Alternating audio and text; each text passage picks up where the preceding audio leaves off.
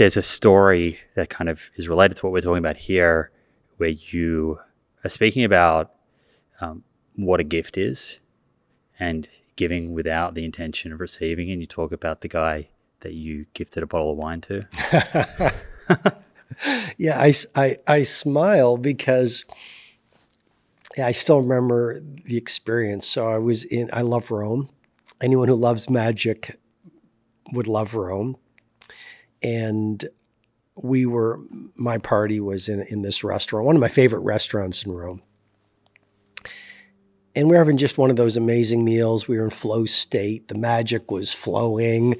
People were enjoying wine and great food. And in comes this family, just a really nice family. You could see probably, a few generations.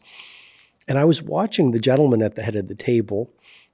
And when it came to ordering wine, he was at a loss. So he looked over at me and he pointed to it and he ordered the wine that we were having. So as the evening went on, this gentleman and I started having a conversation. The tables were pretty close. And I said, he said something to the effect of, yeah, this is great wine. And I wasn't sure what to order, but, your table looked like you were having fun. So I just had it as well.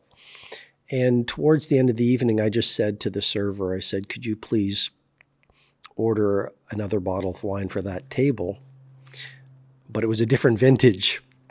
And afterwards, the gentleman came over and he was just blown away. He couldn't believe that, our table had done that for his family. And, I have to give credit. We're here in Los Angeles. Pau Gasol, when he was head of the center of the LA Lakers, came to one of my live events. And I drove him back to the airport. And as we went through the airport, he, to a person, to a child, to a human being, stopped for everyone. He had all the time in the world. He was present. He was gracious. And at the gate, I said, Pau, you had time for everyone. What's your philosophy?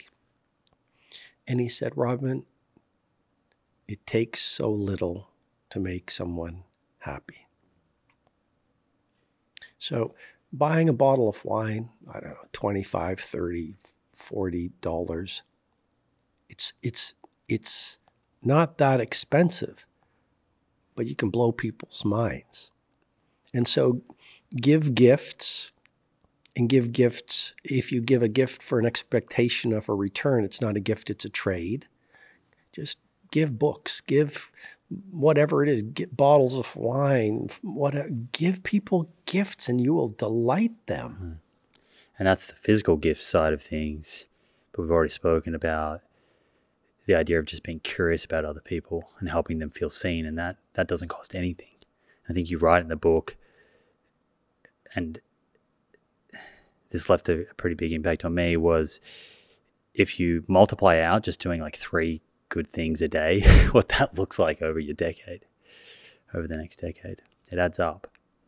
Yeah, I'm giving you a lot of travel examples, but I travel a lot. I was at a hotel in Barcelona, and Alberto, I talk about him in The Wealth Money Can't Buy. He was the valet outside of this hotel on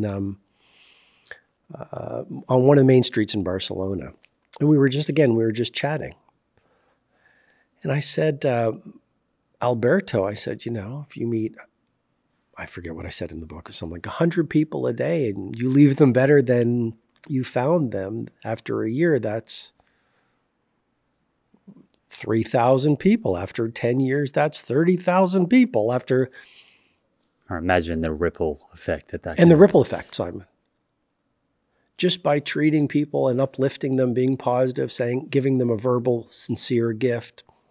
Alberto at that hotel, not a billionaire, not a head of state, could influence 50,000 human beings. And then, as you say, the ripple effect. Without looking for something in return.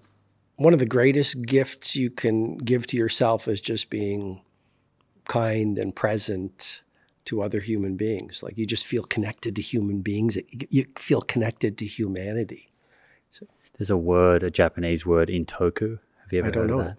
It means, I really love this word. It means to to be good to others in secret, Wow. or to be good in secret. How do you spell it? Or what's the word? Intoku, Intoku. Intoku. Intoku. Intoku. Wow. I have to To study do that. good in secret, I think, is the exact Do good in secret. kind of definition. It's a nice word. It's a beautiful word. I think if you give a gift to get your name on a hotel wing, is it really a gift or is it some ego stroking? But you're right. I think to give a gift where no one knows about it, that's where the masters play. That's altruism, right? That's altruism. That's Mandela level. That's one of my favorite books is The Billionaire Who Wasn't. It's a great book. And this is the gentleman who built, when you go into a hotel, you see duty free. Mm-hmm. He was the one who came up with the concept. Wow. Let me have duty free shops. So he made a massive fortune, and then he and his wife decided, let me give away all the money before I die. And he gave away his entire fortune to good causes. It's pretty interesting, right? Mm-hmm. It just does. The accumulation of a lot of financial wealth often act as a somewhat burden, responsibility for people. Is that something that you've come across in the people that you've worked with? Absolutely. Absolutely. They spend their best years building a multi-billion-dollar fortune, and then they spend their final years worried about losing it, as simple as it sounds.